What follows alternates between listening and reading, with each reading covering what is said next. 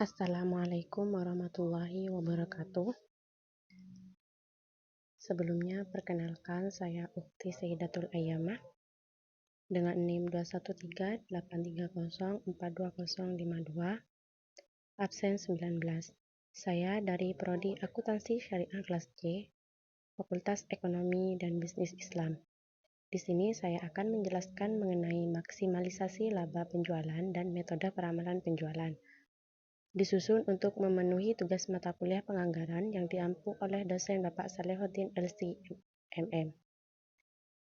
Baik, di sini saya akan menjelaskan tentang maksimalisasi laba penjualan, di mana maksimalisasi laba penjualan adalah tindakan mencapai pendapatan atau keuntungan tertinggi. Tingkat penjualan keuntungan tertinggi berada pada tingkat yang strategis, yang mana biasanya digunakan sebagai patokan untuk situasi terbaik dan juga untuk tujuan perencanaan. Ada juga yang berpendapat bahwa maksimalisasi laba penjualan adalah prinsip ekonomi yang berupaya memaksimalkan laba bersih suatu bisnis yang memungkinkan untuk beroperasi dengan efisiensi tertinggi dan dengan biaya serendah mungkin. Dalam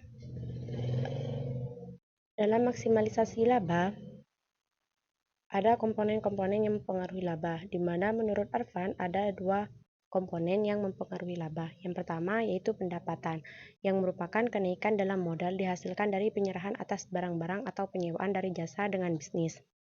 Yang kedua, biaya-biaya, yang merupakan penurunan dalam modal yang disebabkan oleh operasi produksi pendapatan bisnis. Selanjutnya yaitu tujuan maksimalisasi laba penjualan. Jika perusahaan meraih kesuksesan, maka upaya maksimalisasi laba telah dilakukan dengan baik oleh sumber daya manusia. Hal ini merupakan langkah keberhasilan manajer dan juga pimpinan perusahaan dalam menetapkan goal setting. Adapun tujuan maksimalisasi laba menurut Rifai adalah sebagai berikut. Yang pertama, kembangkan rencana pribadi yang strategis. Yang kedua, pelihara motivasi diri secara konsisten dan disiplinkan diri. Selanjutnya, saya akan menjelaskan mengenai metode peramalan penjualan, di mana menurut Nafarin, peramalan penjualan atau sales forecasting merupakan proses aktivitas memperkirakan produk yang akan dijual di masa mendatang dalam keadaan tertentu dan dibuat berdasarkan data yang pernah terjadi atau mungkin terjadi. Peramalan penjualan juga merupakan proyek teknis daripada permintaan langganan potensial untuk suatu waktu tertentu dengan berbagai asumsi.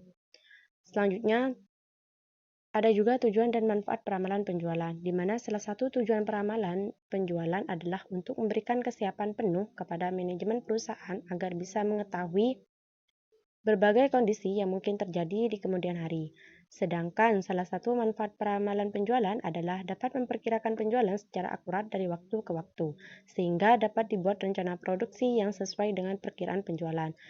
Nah, dengan adanya peramalan tersebut, maka perusahaan dapat mencapai tujuan, sehingga perusahaan dapat mengambil keputusan dalam produksinya. Selain itu, ada jenis-jenis peramalan penjualan. Yang pertama yaitu jika dilihat dari segi penyusunannya, peramalan penjualan ada dua. Yang pertama, peramalan subjektif dan peramalan objektif. Yang kedua, jika dilihat dari segi jangka waktu, peramalan penjualan terbagi menjadi dua. Yang pertama, peramalan jangka pendek dan juga peramalan jangka panjang.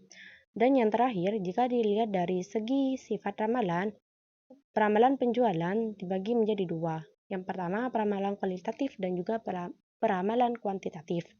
Selanjutnya, langkah-langkah peramalan penjualan, di mana menurut Kasmir, ada beberapa langkah-langkah untuk melakukan peramalan. Yang pertama yaitu mengumpulkan data, di mana data yang dikumpulkan merupakan data masa lalu.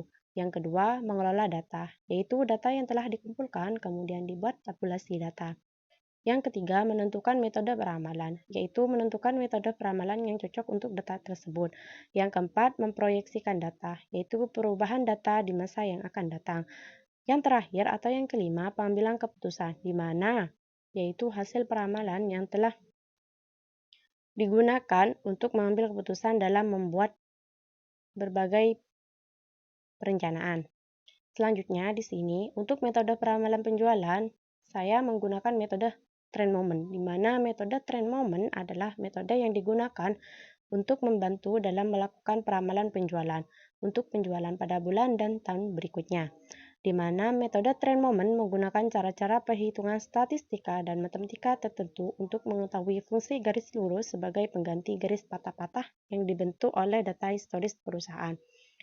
Dengan demikian, pengaruh unsur-unsur subjektif dapat dihindarkan, di mana di sini terdapat prinsip-prinsip pengerjaan metode trend moment.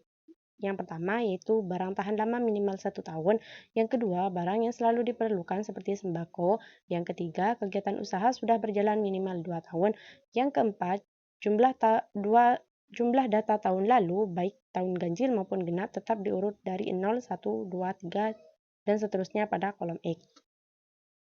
Nah, dalam penerapan metode trend moment dapat dilakukan dengan menggunakan data historis dari satu variabel, di mana metode trend moment ini memiliki rumus, yaitu Y sama dengan A plus BX, di mana Y adalah nilai tren atau variabel yang akan diramalkan, A adalah bilangan konstan, B adalah slope atau koefisien garis tren, dan X adalah indeks waktu.